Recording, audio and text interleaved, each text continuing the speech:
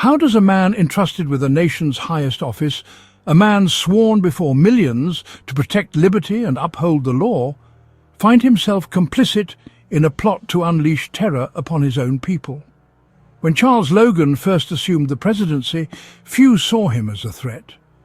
He seemed hesitant, insecure, even weak, hardly the portrait of a ruthless villain, but beneath the veneer of uncertainty stirred quiet ambitions, a gnawing hunger to leave behind not just footprints, but a legacy etched deeply in history. Step by step, compromise by careful compromise, Logan's ambition became his vulnerability, pulling him toward an unimaginable abyss. It began subtly, a whispered conversation behind closed doors, assurances that the nation's interests aligned perfectly with his own. Advisors with quiet smiles and quiet words suggesting extraordinary means, off-the-record operations, secretive networks of private contractors. A pathway appearing to lead not to corruption but to greatness, a chance to rewrite his legacy in bold, decisive strokes. Yet each step down that path locked another door behind him. Decisions once framed as pragmatic began to curdle into something darker. Small justifications multiplied, each secret made it harder to reverse course, each lie became the foundation of the next. Until one day Charles Logan awoke to find himself beyond morality, overseeing a nightmare he never consciously sought, covertly sanctioning the flow of nerve gas into the hands of terrorists, engineering a crisis meant to justify military intervention, all while telling himself it was for the greater good. But was Charles Logan inherently evil? Or was he in a chilling way disturbingly human, trapped within a system that slowly turned his fears and ambitions against him, reshaping his presidency, his morality, even his very self?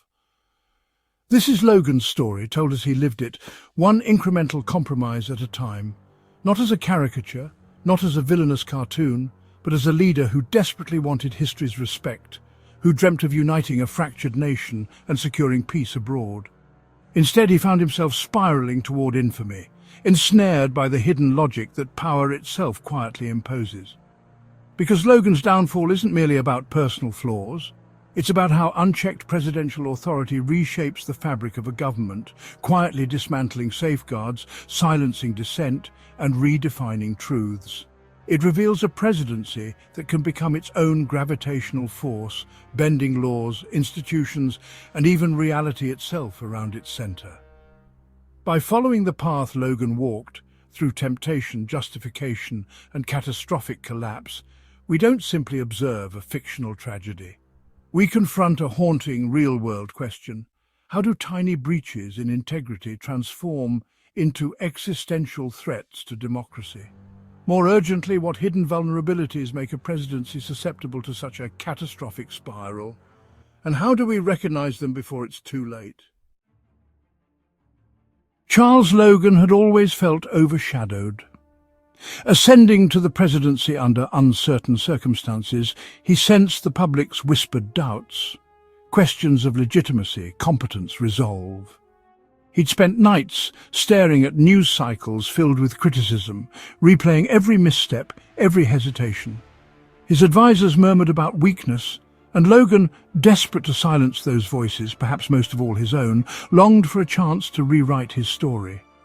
That chance arrived disguised as a landmark treaty, promising historic stability, a redefined legacy, and a presidency worth remembering. A treaty with a strategically crucial Central Asian nation appeared poised to become Logan's signature accomplishment.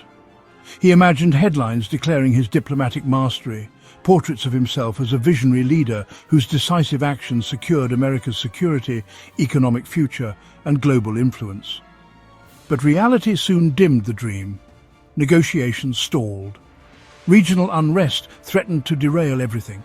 Logan saw his moment slipping away, and with it, the reputation he craved. It was at precisely this vulnerable juncture that figures like Christopher Henderson appeared, men who specialized in quiet, off-the-books solutions. They didn't speak of terrorism or explicit violence, not at first. Instead, their language was subtle, reassuring. They promised controlled chaos, strategic disruptions carefully calibrated to push reluctant parties to the table. In shadowed rooms and quiet corridors, Logan's ambition was gently reframed. What had once seemed morally impossible now appeared merely pragmatic, even wise. And Logan, driven by a consuming desire to be remembered not as indecisive, but as a strong, decisive leader, listened closely. His advisors began to frame these covert maneuvers as tools of statecraft, simple necessities for national security, energy independence, and global stability. Carefully crafted briefings positioned the crisis as not just manageable but desirable, a pressure point, a lever to finally move stubborn diplomats towards signing his legacy-defining treaty. Logan found himself nodding along, accepting the narrative that painted these informal, shadowy methods as justified and necessary, perhaps even inevitable. Yet even as Logan nodded, he chose not to see too clearly.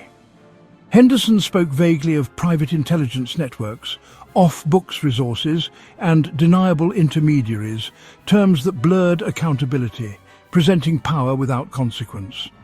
Logan heard no explicit mention of nerve gas or terrorists, just quiet assurances that outcomes could be controlled, actions contained. It was easier, perhaps essential, not to ask too many questions. Logan assured himself he was still firmly in control, even as he subtly opened doors he did not fully understand. In reality, he had just activated the hidden logic of catastrophe.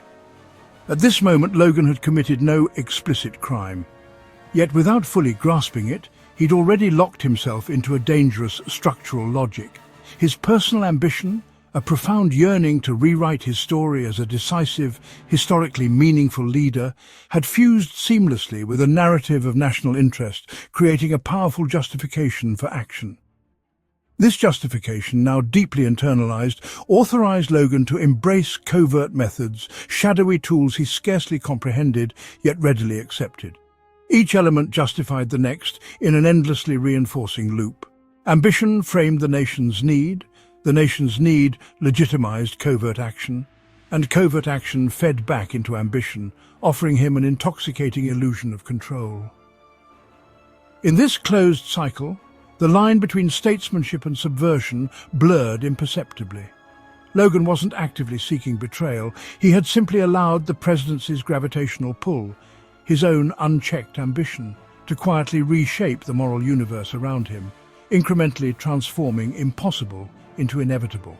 This triadic logic is the hidden engine beneath Logan's first steps toward tragedy.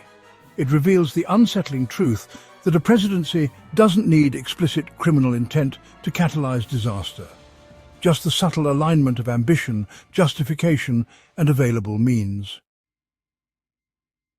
The trap was now set, though Charles Logan didn't yet sense how deeply he was caught. He still believed himself the measured leader, a president who simply chose to look away at precisely the right moment, trusting men like Christopher Henderson to handle the dark details. Logan told himself he had authorized nothing explicitly criminal, just measures necessary to protect the nation's interests, measures conveniently shielded by layers of deniability. The luxury of ignorance felt reassuringly close at hand, and so Logan began to subtly flex the immense discretionary powers granted to him as president, powers quietly embedded within the vast national security apparatus. He never gave direct orders to weaponize nerve gas, never explicitly directed contractors or black ops operatives to deliver weapons into terrorists' hands. Instead, he perfected the art of looking away, nodding at vague briefings, avoiding inconvenient clarifications, creating ambiguity through silence and indirect approval. Each quiet deflection signaled consent without explicit complicity, silently authorizing operations just beyond his view. Beneath the surface of government transparency, informal actors now thrived. Henderson's team moved swiftly, unburdened by formal oversight or institutional accountability. Private contractors handled sensitive cargo under plausible cover stories, while clandestine operators conducted meetings in anonymous safehouses far from the halls of power. Centok's nerve gas, horrifyingly lethal yet labelled merely as strategic assets, began to quietly shift between shadowy hands. All of it carefully compartmentalized, sanitized from presidential awareness by the tacit agreement Logan himself had created. Inside government agencies, institutions designed precisely to prevent such abuses, alarms began softly ringing. CTU analysts stumbled upon fragmented intelligence that didn't add up. Procedures that should have halted covert operations were inexplicably circumvented. Official channels were increasingly silent or misleading, causing frustration, confusion, and growing suspicion among dedicated officers who found themselves cut off from the truth. No explicit laws were broken, yet operational integrity frayed beneath the weight of secrecy. The state's protective mechanisms became hollow shells, empty of true authority. Still, Logan remained outwardly composed, protected by his carefully maintained ignorance. He told himself that he was simply letting capable people handle complex matters, trusting their discretion. But his own silence had become louder than any spoken command. Through passive approval, through willful ignorance, he had reshaped the machinery of government into two parallel worlds, one formal, visible, and reassuringly legal, the other hidden, untethered, volatile, and increasingly beyond anyone's real control. Though Logan didn't yet admit it to himself, his presidency had quietly transformed. His executive discretion, meant as a tool of responsible leadership, now formed the cornerstone of an emerging nightmare, one where secrecy masked criminality, plausible deniability, shielded complicity, and power flowed invisibly, dangerously outside normal channels. This is the moment Logan's actions crossed a subtle yet decisive boundary, not into outright criminality, but into something perhaps more dangerous, structural destabilization. The triad illuminates precisely how Logan's exercise of presidential discretion, his quiet nods, selective ignorance, and silent authorizations activated informal channels operating without accountability or oversight. These shadowy operatives, empowered by Logan's ambiguous authority, quickly compromised the operational integrity of key institutions designed to ensure lawful, transparent governance. The logic here is deeply non-linear. Without Logan's implicit approval, these informal channels would have remained dormant, contained, and harmless. But once he exercised discretion, once he silently consented, power immediately bypassed formal checks, creating two parallel governmental realities. Institutions that should have detected and corrected these abuses remained technically intact but became practically powerless, unable to identify or halt operations hidden in ambiguity. Logan may have believed he retained control, but the non-linear nature of his discretion, its quiet, indirect authority, had already destabilized the core of the system. He had unknowingly created conditions that allowed the presidency itself to become the vector for unchecked power, silently unraveling the very safeguards it was meant to uphold. By the time nerve gas crossed quietly into American territory, Charles Logan was no longer simply managing a diplomatic strategy or leveraging covert operations. He was orchestrating the survival of a presidency already compromised beyond recognition. In public, Logan still spoke passionately about threats abroad, his voice calibrated to convey solemn urgency, his demeanor carefully sculpted to project statesman-like resolve. But in private, Logan understood something dangerous. The real threat wasn't terrorism, it was exposure. As the crisis deepened, Logan began quietly dismantling the institutional safeguards around him. Intelligence shared with agencies like CTU became fragmented, manipulated, scrubbed of any trace linking the covert operations back to him. Dedicated analysts found themselves sifting through false leads, chasing mirages deliberately created to obscure the disturbing reality. Congressional committees received carefully curated briefings, withholding critical facts under the guise of national security. Each subtle distortion further isolated Logan's presidency from accountability. Yet even amidst these careful manipulations, Logan faced a vulnerability he hadn't fully anticipated: David Palmer. Palmer was no ordinary private citizen.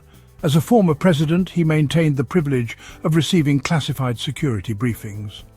Like many retired senior officials in real life, Palmer's continuing access allowed him an unusual perspective. He could still glimpse the inner workings of the intelligence and national security machinery, even from outside the halls of power.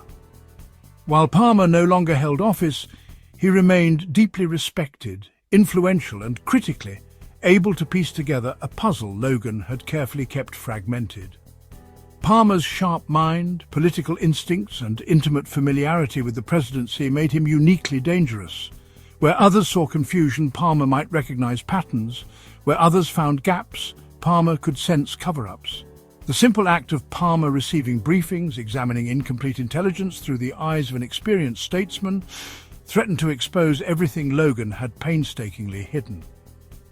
Unlike active officials who were tightly controlled through chains of command, Palmer's retired status gave him independence.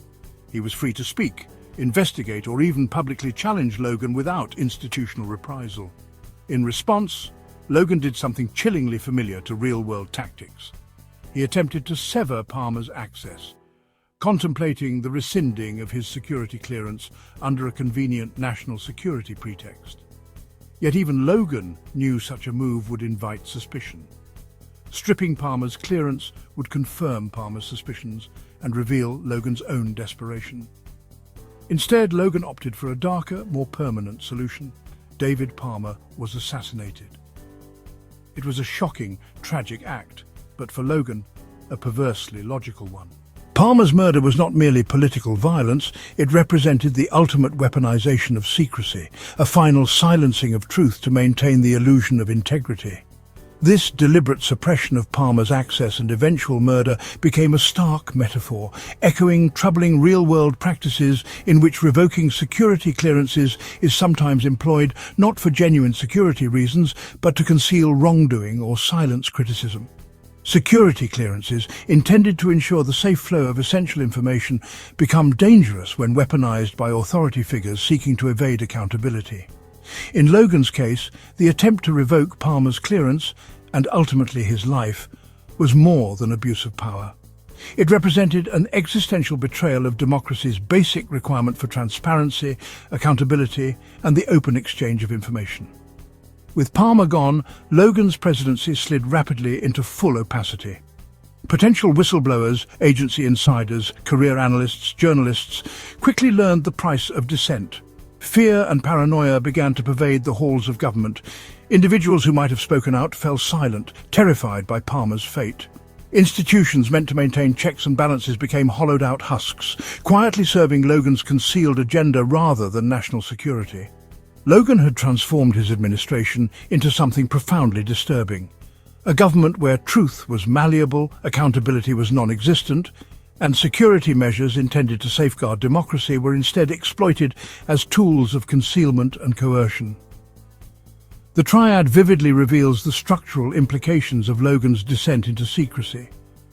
As presidential accountability vanished behind walls of secrecy, the independence of institutions like CTU or congressional oversight committees simultaneously disintegrated, now unable to penetrate Logan's constructed falsehoods.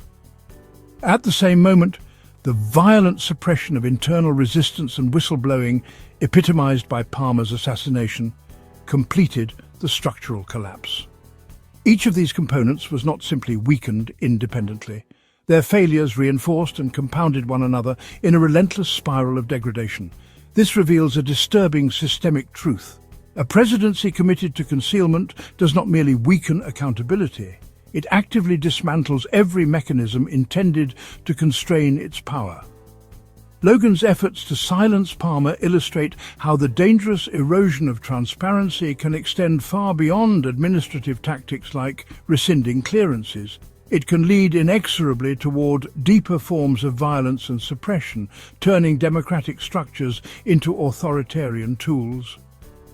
Once accountability, institutional independence and internal resistance all simultaneously collapse, democracy itself becomes structurally endangered, transformed into a self-sealing system of unchecked, unrestrained presidential authority. The moment Sentox nerve gas seeped into the public consciousness, released terrifyingly real, in American streets, shopping malls and hospitals, Charles Logan's presidency entered its terminal spiral. Any remaining illusion of control evaporated in an instant. From that point forward, Logan was no longer guiding events. He was chasing them desperately, locked in a cycle of damage control and escalating deception. The nightmare scenario he never explicitly ordered, yet tacitly authorized through layers of deniability, had finally unfolded. And now there was no turning back. Inside the Oval Office, Logan experienced a sickening clarity. He couldn't stop the disaster without destroying himself. To acknowledge the nerve gas's true origins, US resources covertly funneled into terrorists' hands, would collapse the presidency, shatter the nation's trust, and likely lead to impeachment, imprisonment, or worse. The psychological burden was crushing. Logan's presidency was built upon carefully crafted illusions, each rationalization leaning upon the next. To reverse course, to speak openly of what had been done, would mean confronting truths so horrifying that Logan himself could scarcely admit them, even privately. The presidency he had crafted was now his prison cell, locking him irrevocably into a path he never consciously chose but had quietly paved with every incremental deception. As panic spread across America, the administration's primary mission became the relentless management of narrative, an all-consuming effort far exceeding even the effort of containing the crisis itself. Official briefings given to the press twisted reality into a shape acceptable to Logan's continued survival. Diplomatic cables to foreign governments constructed delicate fictions to preserve a facade of competence. Internally, Logan's aides scrambled desperately to contain leaks, intercept CTU's inquiries, and disrupt investigative pathways. Every day required fresh lies, and each new lie needed others to sustain it, a cascading, exponential proliferation of falsehood. Jack Bauer, relentless and resourceful, emerged as the ultimate threat, not because he endangered national security, but precisely because he pursued the truth Logan had so carefully buried. Logan's team, now fully immersed in the logic of deception, viewed Bauer's dogged pursuit of transparency as a mortal threat, something almost treasonous. To them, and to Logan himself, the truth was no longer a source of moral clarity, but a lethal virus capable of destroying everything they had constructed. Bauer was no longer a hero, not even an adversary. He was, in Logan's eyes, something existentially terrifying. The voice of accountability, knocking at the door of Logan's closed, compromised world. But beneath this frantic scramble, a deeper fracture was forming. Logan's presidency had ceased to possess true legitimacy, at home or abroad.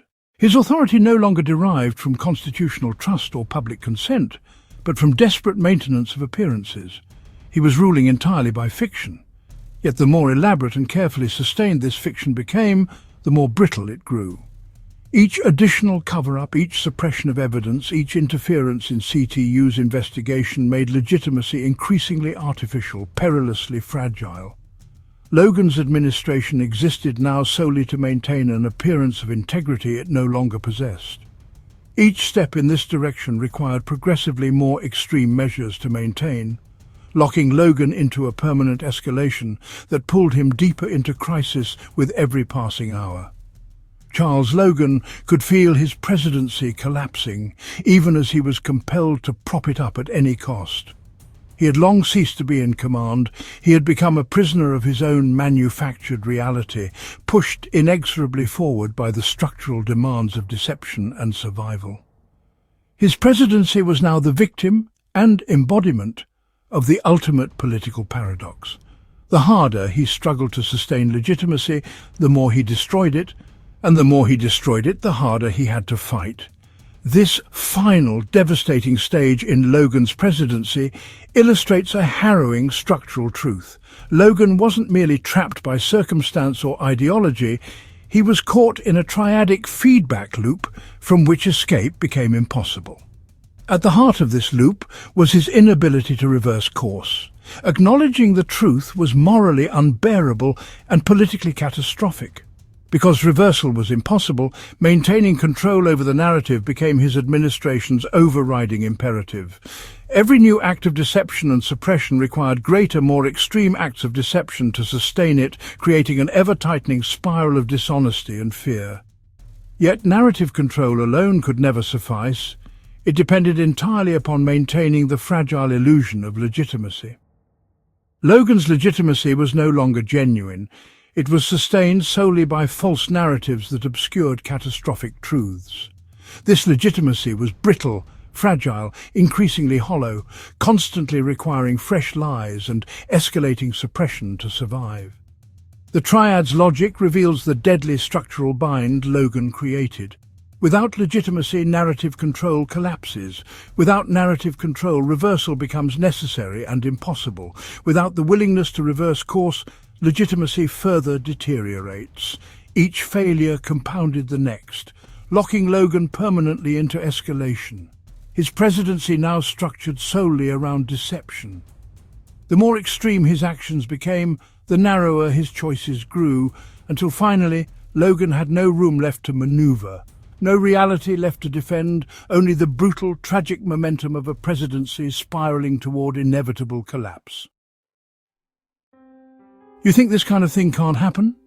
You think Logan was just a bad apple, a weak man who cracked under pressure? You're wrong. It doesn't start with villains.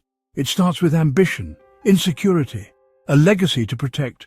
It starts with the president staring down a tough call and convincing himself that one little compromise, one small secret, will save lives, that it's worth it, that no one needs to know. But I've been there. I've watched it happen, step by step. I've seen men turn their backs on everything they swore to protect, not because they wanted to betray the country, but because the system let them believe they still hadn't crossed the line.